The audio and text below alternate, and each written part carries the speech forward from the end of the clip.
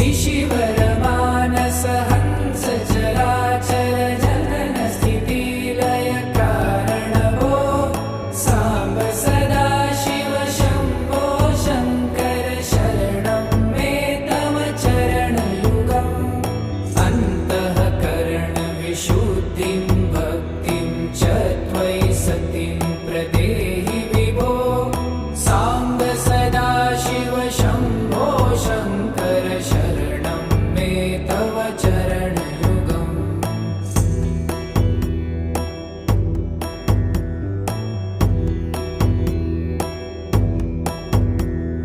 करुणावर